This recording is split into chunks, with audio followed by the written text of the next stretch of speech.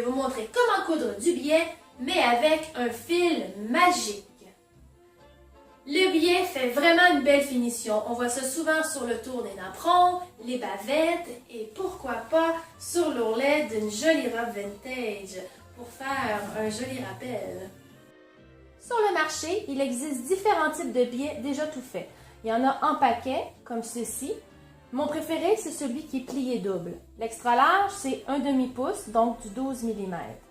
J'aime bien aussi quand on l'achète directement au mètre. Il y en a en coton, il y en a métallique, il y en a satiné. Et parfois, ils sont juste repliés de chaque côté. Et il y en a d'autres qui vont être repliés de chaque côté et repliés à nouveau. Pour ce qui est des largeurs, il y a 1/4, 3/8, un demi-pouce. Donc, on parle de 6 mm, 9 mm, 12 mm. Et le fabuleux fil fusible se met seulement dans la canette. Donc, dans l'aiguille du haut, vous allez garder votre fil de couture régulier. Première étape à faire, vous prenez votre biais que vous allez épingler sur le bord de votre projet, donc endroit sur endroit, et mettez les épingles dans le creux ici où ce que vous voyez le pli. Par la suite, vous mettez votre machine au point droit et la longueur de point doit être à 3 afin d'avoir une belle longueur, ce qui fait en sorte que le fil fusible qui est en dessous sera plus apparent. Pour ce qui est de la tension de votre machine à coudre, vous la laissez à 4, 4,5 dépendamment de votre machine, mais en général, c'est un standard.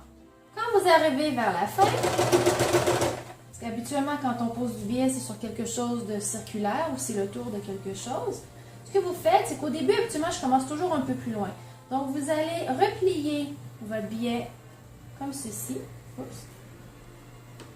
Vous allez continuer en passant par-dessus. Donc, le biais est replié ici.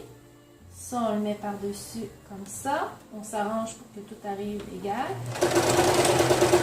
Et simplement faire un reculon. Et voilà. Et votre fil fusible complètement en dessous. Le fil qu'on voit ici, on replie le biais, comme là on est sur l'envers de notre tissu. On vient replier le biais comme ceci, et en déposant le fer dessus, le fil fond et il colle.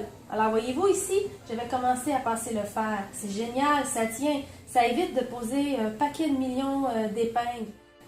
Alors, vous déposez votre fer comme ceci. Faites juste rabattre votre biais pour cacher le fil et vous mettez un peu de pression puis vous attendez quand même quelques secondes. Il ne faut pas le mettre trop longtemps, mais juste assez pour qu'il ait bien collé. Vous regardez, si vous voyez qu'il y a des petits endroits qui n'ont pas collé encore, c'est de le laisser un peu plus longtemps. Après avoir tout repassé, on est prêt à aller sur la machine à coudre et faire la surpiqûre. Je mets une épingle en général sur la jonction qui est ici. Dans le fond, en le retournant, j'ai juste rabattu, refermé, coupé l'excédent au besoin, ce qui fait que c'est vraiment propre. Et puis maintenant, on va aller faire la surpiqûre. Vous devez remettre dans votre canette votre fil régulier. Donc, le fil fusible, on n'en a plus besoin. Alors, vous déposez votre projet comme ceci. Un petit reculon discret. Et c'est parti!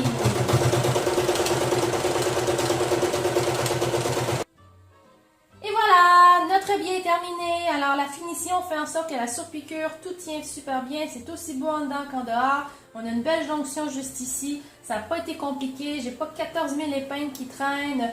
Vraiment, j'adore ce fil-là. Pour recevoir d'autres trucs et astuces, inscrivez-vous. Simplement allez sur mon site web. I wanna be loved by you, just you, nobody else but you. I wanna be loved by you, the diddly diddly diddly dum, boop boopy doop.